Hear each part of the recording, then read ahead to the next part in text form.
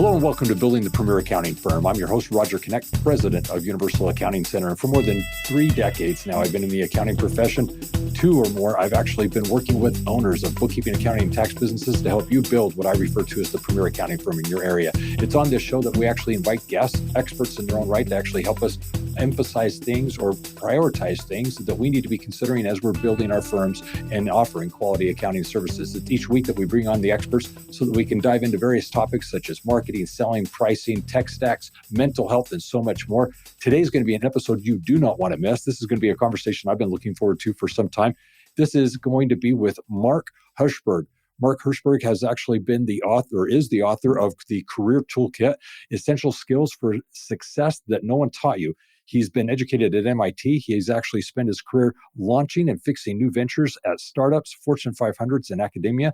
He's developed new software for languages, or software languages, that's what I meant to say, online marketing places, new authentication systems, and tracked criminals and terrorists on the dark web. So that's quite interesting. Mark has actually helped create the Underground Practice Opportunities program at MIT, and at the same time, the Career Success Accelerator, where he's taught for 20 years. Now, Mark has also been on the board of Plant of Million Corals. So, Mark, welcome to the show. Thanks for having me. It is my pleasure to be here.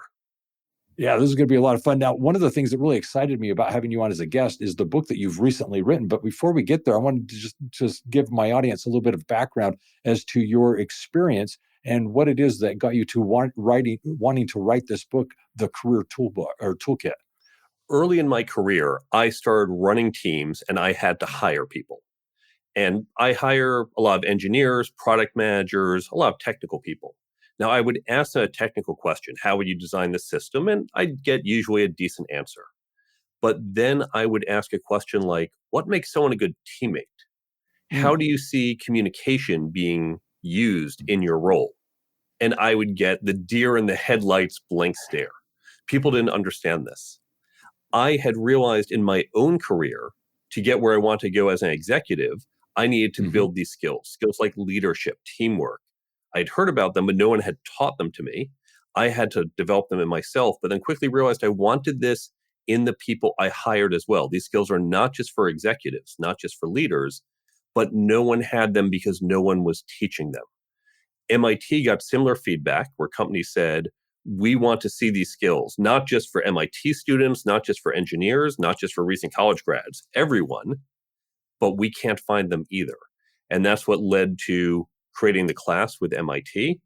And then for years, I said, well, we need to expand this because, again, it's not just our students who need this. And I couldn't get MIT to invest the time promoting it. I thought I was writing notes for the class that I would just give out. But what was supposed to be 10 pages of notes became a 200-page book. Wow. And here we are. I love this because one of the things that I'm currently experiencing is with the growth of the company, we're hiring people. And as we go through the hiring process, we're always trying to find a culture fit. We're trying to find that skills match. We're trying to find individuals with the experience that we can then leverage to their success. But as we're going through this process, inevitably we have some fails. We misassess individuals and find the wrong individual. It's one of those things where we're hoping to screen them out before offering the position, but unbeknownst to us, they slip through, and here they are. They're not exactly those skilled individuals that we'd like. So I want to ask some questions as to the interviewing process.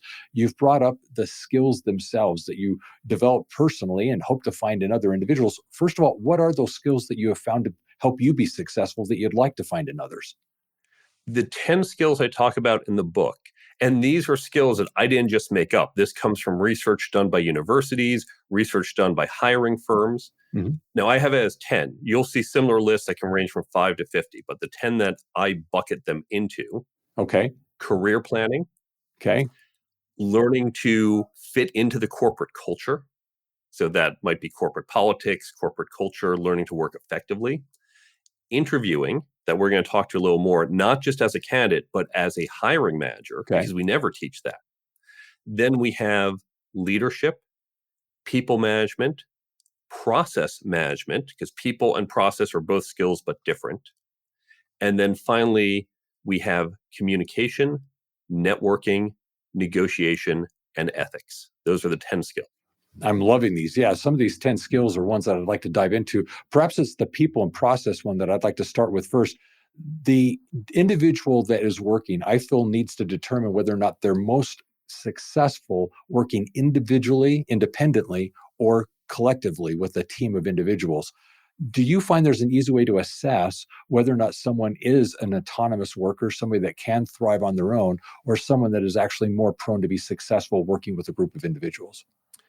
There are certainly what I call personality assessments. People like to Okay. call them tests. There are the assessments. You've probably heard of some like Myers-Briggs, Hmm. HBDI, DISC, which can give some indications for people's preferences.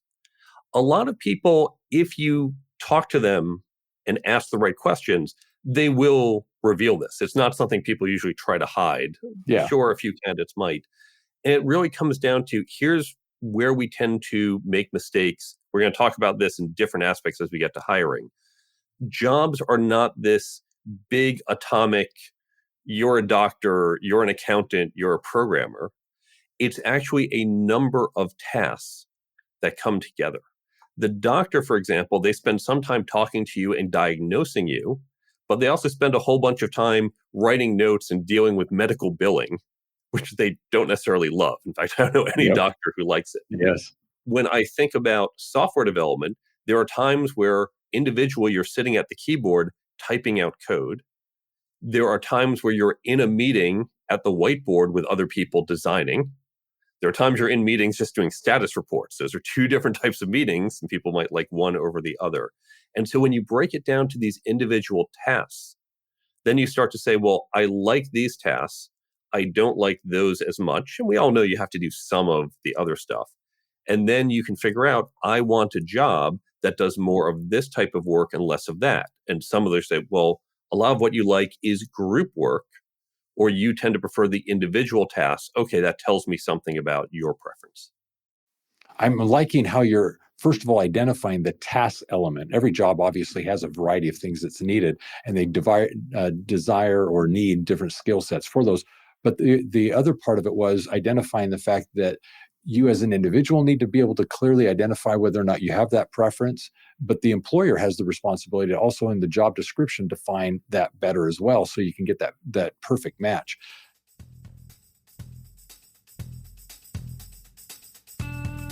Let's face it, tax season is about the past. You're filing reports, closing books, and looking into the rearview mirror. But the most valuable advisors, they're not stuck in the past. They're helping clients build the future. That's where Clear Path to Cash comes in. It's the system designed specifically for accountants and bookkeepers who want to deliver real advisory value without the guesswork. With on-demand courses, live training, and a powerful cash flow app, you'll learn how to uncover hid cash, guide better decisions, and close more high-value deals, all by simplifying the way you talk about financials. And right now, just for our podcast listeners, you can try any membership level for free for 30 days. Just use the promo code UAC25FEE at checkout. Stop looking backward, start leaning forward. Visit cashflowmike.com and enter UAC25FEE to unlock your free trial today.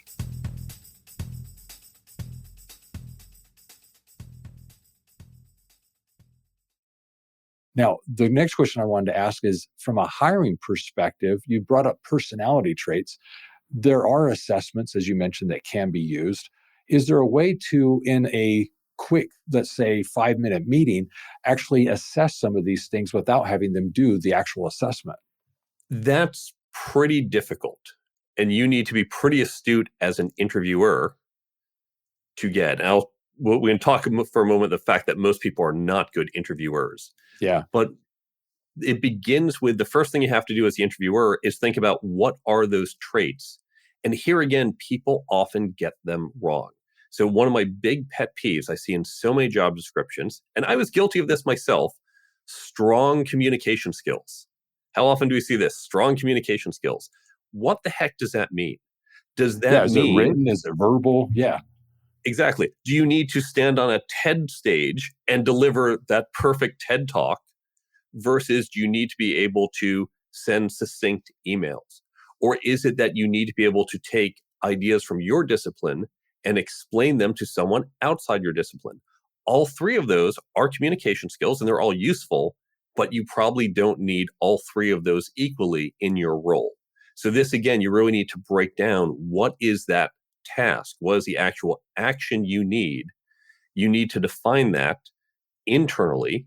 Ideally, you put some of that in the job description. You will need to do 3 TED Talks a year, or you will need to be able to send succinct emails. And then you need to think about how you, as the interviewer, can assess that particular capability during the process. Excellent. No, I love this because clearly each of those three communication styles are unique. They do demand a different skill set, but at the same time, understanding what you're going to be requiring of the applicant and being able to assess those in a certain way is very helpful because if they need communication styles that are written, well, then part of the interviewing process should involve some written exercise, whether it's through the application process or the interview process. But if it's maybe that TED Talk opportunity, well, how do you put them in a situation through the interview process that enables them to present publicly and speak to the group? So maybe a hiring panel or something that allows them to actually express those skills. So very good.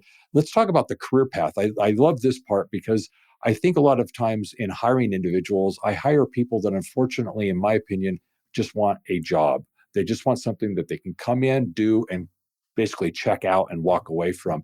When I'm really looking for somebody that's a team player, somebody that's vested, somebody that's interested in the success of the company, someone who's willing to improve things and really put some effort into what it is that they're doing to make that job better, not just for themselves, but for the company. But they come in with this job mentality. So at a career path, at a career planning, how do you, first of all, maybe help somebody identify what their career goals are, but more importantly, at the individual level, come up with that career plan? Now, that's obviously something during the interview process that's probably a little out of scope to get as detailed. Yes. So we're going to talk about when you're managing people, but you can do some assessment of this during the interview process. It begins with recognizing that we as managers and leaders have an obligation to help those who report to us create career plans, and importantly, recognize those career plans at some point will diverge from the current company. Mm-hmm. This is what scares so many people. To say, hey, Roger, there may be one day I want to help you with your career, and maybe one day you'll be somewhere else, and that's okay. Mm-hmm. I'm not going to be scared that you're going to leave. You're not going to be scared that I'm going to say, oh my God, he could leave. I'm just going to fire him today. We have to build that trust and have these open, honest conversations. Once you've got that trust in place, then we have talks about what is it you'd like to do? And I have on the resources that we're going to provide at the end of this episode, there'll be a resources link. There are a number of questions in the book, and you can download those for free on the resources page. There's also an app we'll tell you about later. And you can start asking these questions of yourself and thinking about, where do I want to be? What do I want to be doing in 5 years, in 10 years? Not that you know the specific title. This is what trips people up. But to think, at this point, maybe I want a job that gives me more flexibility because in 10 years, I'll have kids. And flexibility is more important than maximizing income. But right now, it's about, how do I make the most money? Or maybe you're in the phase of, I need to develop new skills. I'm early in my career. I want to make sure I get these skills. Or these days, we're recording in 2025, I could be later in my career, but boy, I need to learn AI. And that's an important career development piece for the next 18 months. So it's thinking about where you want to go and what is the plan to get there, that the individual has to lead with support from her or his manager. And then we have these conversations and we talk about how to help move the person forward in their career. I appreciate you bringing this up because one of the things that I'd like to highlight is the fact that as an employer, as someone who does employ individuals and sees them move on in their careers, I early on realized no one's going to be retiring necessarily from the company. So far with the business, I've had, I think, 3 retirements occur. And all the other employees have left and moved on to other things. And so it's more likely that that individual, once hired, will eventually move on to something else. And so I need to be ready for the fact that that will happen. And when it does occur, I shouldn't be shocked. I shouldn't be frustrated. I shouldn't be upset. I just should be welcoming to the opportunity that they're going to go on to what they see as greener and better pastures. Well, that's awesome because hopefully their time with the company enabled them to acquire new skills, new abilities, maybe a new confidence. But the hope that I have in retaining them, the loyalty that I'm hoping to instill in them to keep them around, comes from the fact that I am, like you're saying, helping them on this journey that they have for themselves. What is their vision from a career point of view? And if I'm able to see how I can further maybe give them skills, trainings, opportunities that are in line with that, they're more inclined to stick around because they see that their success is within the organization. Wouldn't you agree? The three important things to remember. The first is what you just said. It's that people today are not just looking for a paycheck. They are looking for development. They are looking to pick up new skills. And if you can offer that, you will retain people longer. The second is that jobs are short, careers are long. And so if this particular job for this particular person doesn't work anymore at this point, that's okay. And if you take the view of how dare you leave me, you've burned the bridge. But they might come back years later. They might say, hey, it wasn't right for me at that point and I left, but it's a good place. It's a good job. I'm going to refer business or other people because you're going to interact. You're in the same industry. You're going to cross paths later. Oh, yeah. And finally, remember that for both sides, having some level of transparency helps. Because if your employees are afraid to ever suggest that they would be somewhere else, that means the only time you learn about their departure is the day they hand in their resignation and you have to scramble. Yeah. But if you can have that conversation and say, listen, I'm liking this, but I think here's where I want to go. And maybe in a year, it means I go back to grad school or I do something else. Say, great, let's talk about it. Let's work on a plan. And now you've got the heads up notice. And so you can plan and project better. I like this. I'm going to maybe say this is a good thing for our company and our culture, but I've been fortunate enough to have individuals who have left the company, some of which I've actually fired, that have later returned to the business, who have come back and found employment again here at Universal Accounting, only because of the fact that either they found that what they were hoping for elsewhere didn't exist, or they came to realize that the culture, the compensation, the work here is actually worth doing. And so they have oftentimes come back. I can think of more than 10 individuals right now that did literally that. And I think that's quite nice. So I'm going to, for a moment, pat myself on the back, if I may. One of the things that I also wanted to dive into is I know that in your book, you distinguish between leadership and management. You just referenced it a moment ago as well as you were speaking. Define what the difference between the two of those are. It is very subtle. If I had to put it into one sentence, my favorite quote about this, and I'm blanking all of a sudden on who said it, so forgive me for not getting the attribution. Nobody ever managed men into battle.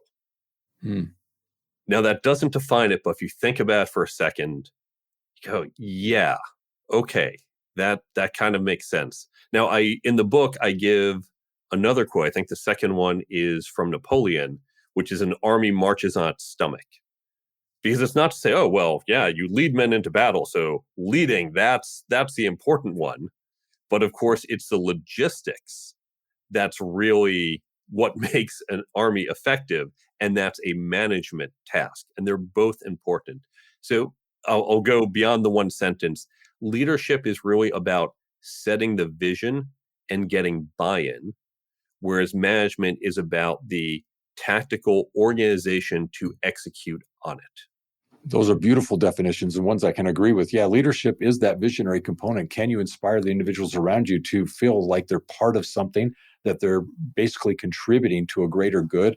And if they can be part of that, they're feeling like they have purpose. And then all of a sudden, they're moving towards something that everybody is in agreement on. And so from a business point of view, your ability as a leader to give that direction is very key. But the management side, it's the logistical. It's how you actually now delegate and give tasks and organize and work efficiently to achieve that is at that management level. So I like those two distinctions. Very well said. So let's go into another element of the relationship as it is for employer-employee. And I want to bring in this concept of negotiations. I think negotiations takes place far more than just at the compensation level. There's a lot of things going on when it relates to negotiations, people's needs and wants. What can you tell me about negotiation? First, to your point, it is far more than just, okay, I'm getting a job, let's negotiate my compensation. We negotiate all the time. It could be something small like meeting up with friends and negotiating where are you going to dinner. It could be holiday planning with your spouse. That's always contentious. It could be with your coworkers. Hey, here's a project, we have to divide it up. Well, we both want to do the fun part of it. No one wants to do the boring piece. And how do we negotiate who works on what? Well, you got the fun piece last time, so I should get this time. We negotiate all the time. We just don't think of it as a formal negotiation. And in fact, most people think negotiation, it's that third party that I'm negotiating against. But it's our peers, it's our coworkers, it's our manager, it's our spouse, it's our children we negotiate with all the time. Now, here's the other thing about negotiation skills. I'm going to give an example from compensation just because this illustrates it so well. Okay. Imagine you are 25 years old, you have a job offer for $60,000. But instead of taking the job, you learn to negotiate. You read the chapter in my book, it'll take about 30 minutes. You read some articles, you did some training, whatever it was. And you say, wait, I'm not going to take this job offer as is. I'm going to negotiate. And so you spend 5 minutes, 10 minutes on a call or some emails, and you get $61,000. That's it, just $1,000 more. That's pretty reasonable. That took you just a few minutes. If you do nothing else in your career, at 25, you take this job and you stay there for the next 40 years, that one 5-minute negotiation just got you $1,000 more for the next 40 years. In 5 minutes, you just earned $40,000. Now, the reality is you're going to have more than that one job. You're going to have promotions and raises and other jobs. You're going to negotiate. You're going to negotiate and get more than $1,000. So if you learn to negotiate, not that you are the world's best negotiator, you just get a little bit better, you can literally add tens of thousands, even hundreds of thousands of dollars to your lifetime income. But now, again, we're just looking at compensation for your job, and we talked about negotiations are everywhere. And now for the employers here, because a lot of employers, red alarms go off and go, wait, if I teach them to negotiate, all of a sudden I'm giving $1,000 more to this guy, that woman, everyone. But they're not just better at negotiating their job compensation. They're better at negotiating with their coworkers. They're better at negotiating with clients, with partners, with vendors. And in fact, if they all get just that little percent better, it's going to increase the pie. It's going to help you get and retain more customers and create more value for them and get more value in your payments. There's going to be a much bigger pie that you can give them all $1,000 more. It's not a zero-sum game. And this is one of the things we teach with negotiations. It's about expanding the pie and then dividing the pie. So teach your team to negotiate. It will benefit everyone. And as an individual, learn to negotiate because it will help you throughout your career. Yeah, and I'm grateful that you brought it back to the employer's point of view, because one of the things that I wanted to address is the fact that there's really two negotiations that the employer is oftentimes involved in. One, it's the employees, it's getting them motivated, keeping them on task, it's the compromises and so forth. And it perhaps does stem from the job offer with the compensation package. But at the same time, we've got as we run our businesses, these client negotiations that we're having as we're getting engagements with our potential customers, we're offering our services and we're trying to close the deal. And oftentimes these are long-term engagements that need some negotiation. There might be a little bit of a finesse between what we're offering and what they need. And so acquiring some skills or understandings of how to negotiate helps ensure that we're going to get the best deal. And what we refer to it as, and how we address it in our book, In the Black, is it's a win relationship. There's no such thing as a good deal for only one party. A good deal is a good deal for both parties, is how we try to explain it. And so when you keep that context in mind, it's that win-win attitude. So would you want to add anything more to that?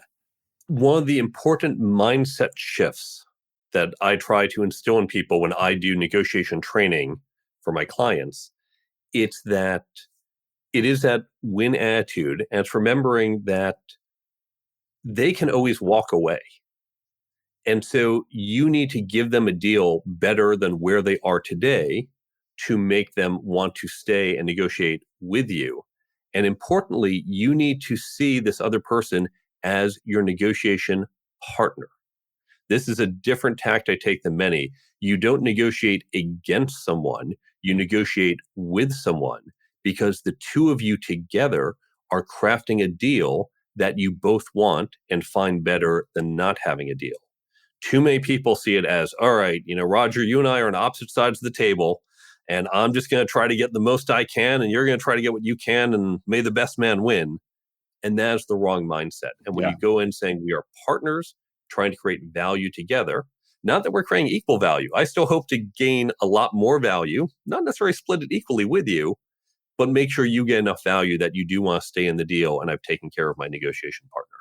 Yeah, what I would add to that is that typically a negotiation stems around the fact that there's a situation going on that needs to be resolved. And we're trying to get it so that the resolution is a win-win for both parties, because the situation needs to be taken care of. It can't just be neglected or walked away from. We have to resolve this. But in doing so, there's got to be equity on both sides. We've got to feel like we both came away better because of the conclusion. And so if we can actually get in the negotiation a part where even through concessions, both parties feel as if at least the conclusion is better than the situation as it was still standing, then it's a win. So that's kind of how I would portray it. That is the right mindset, yes. Good. So the next thing is, I know you have, and I don't know if it's referred to as an acronym as the BATNA or if it's BATNA. I don't know how you're referring to it, but tell me what that is. BATNA. Now, this comes from the Harvard Negotiation Project. And this is a concept they created. BATNA, it is an acronym. It stands for Best Alternative to Negotiated Agreement. And that's basically your current state of affairs. If I am trying to buy a used car from you because I need to drive to work, I come in, I think, well, I've got $3,000. I don't tell you this, but I can spend up to $3,000. Right now, I'm taking the bus, and it's not great because it's the winter, it's cold. I'd really like to have a car, and I can go up to $3,000. More than that, I'm cutting into other savings. I'm taking out a loan, things I don't want to do. So if you offer me a deal at $1,000, $2,000, up to $3,000, say, great, this improves where I am today because now I don't have to take the bus to work. But once it crosses 3,000, where I've said that's my bottom line, is what people think of. Okay, all of a sudden, if you're saying, Mark, 4,000 is the lowest I can go, I'm going to think, yeah, I will be driving to work, but now I've got $1,000 in debt. And that's not good. I've done my budget. I shouldn't have that. And so I'm going to be in a worse situation. Part of it's better. I'm driving in a warm car, but worse financially. And the two together, it's more worse than it is better. So my BATNA is, look, I can always keep taking the bus. This works today.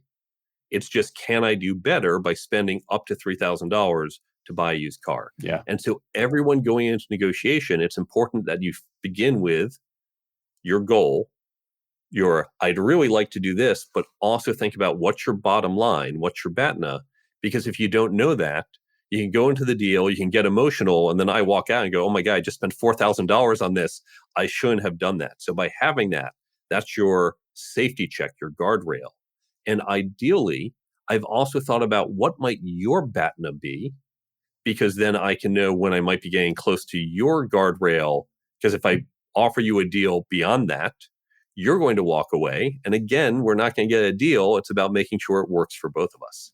Yeah, it's the deal breaker, knowing where that line is and not being willing to compromise. Because I think oftentimes as I work with my clients, as it relates to getting new client engagements, new customers, sometimes what they do in the negotiation is they compromise something that right now feels good because they got the deal, but is going to not be beneficial 6 months from now, 12 months from now, because of this continued compromise that they agreed to. They would have been better off actually saying no to the deal. And it's important to know where that line lies.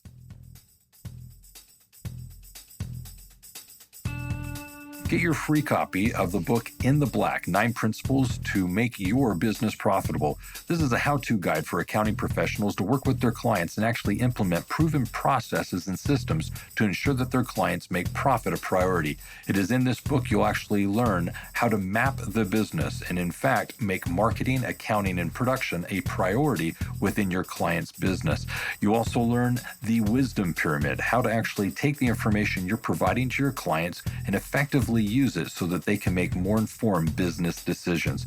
This book is designed to help you communicate more effectively with your clients and, in fact, have them see you as their profit and growth expert. Get your free copy now of the ebook today.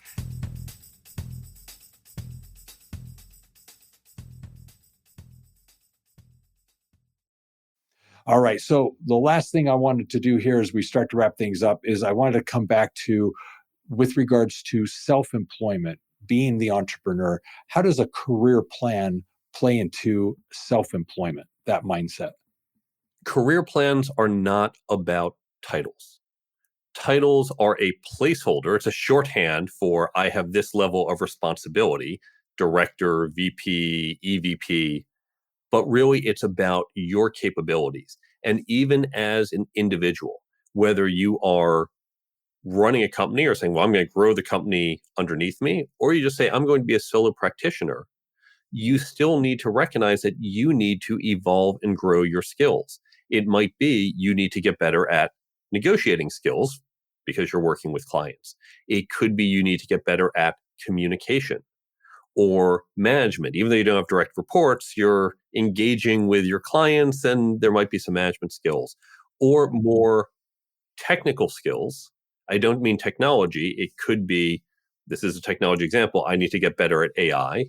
Or it could be I need to understand marketing better so I can better market my business. But these are all things you want to develop, and your career plan is about when and how you grow your skill set to be more effective. Love it. No, that's very well said. And I appreciate you ending on that. Here's what I'm going to do. I'm going to start wrapping some things up and I'm going to come back to you for a closing thought. But one of the things that I'm excited to offer to our listeners is what Mark has offered that you need to take advantage of. It is a brain bump. It's something that actually is for you to get the summaries or highlights of various podcasts, books, and so forth. It's for free, and it's something I'm excited to take advantage of because my time is valuable, and I want to be able to take these summaries and highlights and really get the let's say the talking points, or more important, the action items as it relates to various books and podcast episodes that I can now actually implement into my life, having not taken the time to necessarily read the entire book or listen to the entire podcast. So this is something I'm excited to take advantage of. And as an executive, it is well worth the time to get these summaries and highlights. So like me, definitely go check out the brain bump that Mark has. There you will also find information regarding the book that we've been discussing so that you can actually take advantage of it as well and get your career toolkit and really see what these things are that we've been discussing and how they apply to your situation in your business. Now, with regards to the conversation today, one of the things that I also wanted to highlight is the fact that at the beginning, we began a conversation regarding interviews. And one of the things that was brought up is Mark pointed out the difference between strong communication skills, whether or not that was communication via, let's say, written as it related to maybe an email communication, or was it maybe presentation skills, the ability to stand up and give a presentation to a group or an audience. I mean, clearly these are distinct different things, and it really augmented well that conversation between someone's abilities to thrive autonomously, working independently, or working in a team environment. Knowing these characteristics and these qualities through an interviewing process, I think, are very important. One, from an interviewer's point of view, what are we looking for? And an interviewee's point of view, where are their strong suits? One of the things that came up in that is also the personality assessments. I think those are valuable simply because they do help us identify where our strengths are. But at the same time, we then dove into a variety of things as it related to negotiation skills, understanding how to better communicate. These are all things that I feel are essential for us to be successful in our careers. And most importantly, as we're running our businesses, because clearly, at least at a negotiation level, we're always doing them. He alluded to not just doing them in work, but with our spouses and friends, just as simple as picking a place to go eat. These are all examples of how we need to have within ourselves the skills to navigate these situations and really advocate for ourselves, and more importantly, get the ideal solution. Because at the end of the day, we have to know what it is we're willing to compromise on, and more importantly, where those lines are that we're unwilling to cross, because they either compromise not only our values, but perhaps what our desired outcomes are. And so all those things, I think, were very good highlights from the conversation that we had today. So Mark, what would you add as a closing thought? I want you to think of the following. Imagine you've got a 16-year-old kid who just got a driver's license. Would you say to the kid, okay, hey, listen, you've seen me drive before, right? You know, there's a steering wheel, a brake, a pedal. So here are the keys. Best of luck to you. That's insanity. We say, you get the concept, but let's do it together. Let's make sure you get some training and practice. And yet, if you think about our interviewing, what do? Hey, you've been interviewed before, right? Yeah, I think you're in one with me. So here are the keys. Best of luck. Go interview this other person. We literally have more training in how to drive or even how to tie our shoes than we do for skills like interviewing or negotiations or networking. We just assume, okay, you'll pick it up. And the fact is we don't. So investing in any and all of these skills, training up your team to be better interviewers, better negotiators, better networkers, all these skills are going to have outsized returns for folks individually and for the organization as a whole. Beautiful. I love it. And I'm regretting the fact that we didn't have time to negotiate or talk about networking. That was one of the things that I was looking forward to. So I'm glad you brought that up. It's definitely something covered in your book. So that all being said, I want to invite you as listeners, if you haven't already, subscribe to the podcast. We'd love to have you as a subscribed person following us each and every week when we release these episodes. It's here that we're having the experts on to actually address those things that you need to consider as you're running your business and building that premier accounting firm in your area. Now, as it relates to today's episode, I also want to invite you to universalaccounting.com. There you can actually go in the navigation and find the podcast highlights. These are episodes that we've actually selected and put into playlists based on topics. These are things that are particularly of interest to you based on your current situation. If you're needing to market, if you're wanting to understand how to sell, if you're interested in pricing, maybe it's mental health, perhaps it's hiring the right staff, training the staff. All of these things are now collected as they should be for you to binge listen if you'd like to actually go to the highlight section of the podcast at universalaccounting.com. So I encourage you to go there and check that out. I also want you to check out GrowCon. GrowCon is an annual conference. It's an event that you do not want to miss. It is an event for owners of bookkeeping, accounting, and tax businesses where we annually get together and, more importantly, visit with those experts, those individuals that have insights to share with us what we can be doing to build the premier accounting firm. It's here you also get to network with and meet your peers, those individuals that, like you, are striving and thriving in their business. And with regards to this, make not only new friendships, but also collaborations that you can use to actually better service your clients. In addition, at GrowCon, you get to meet me, my staff, those individuals who are committed to helping you be in business for yourself, but not by yourself with Universal. So go to universalaccounting.com and register now if you don't already have your ticket, and join us for this year in May, GrowCon. Now, as it relates to the podcast, I do want to point out that if you'd like more information regarding these topics and others that we've discussed, feel free to reach out to us. You can give us a phone call at 801-265-3777, or you can visit us at universalaccountingschool.com and there find the information, the tools, the courses, the programs, the certifications designed to help you be in business for yourself but not by yourself. It's here that we're enabling you to become the premier accounting firm in your area. So with all that being said, be safe out there, take care, and have an amazing day. And always remember this: accounting success is universal.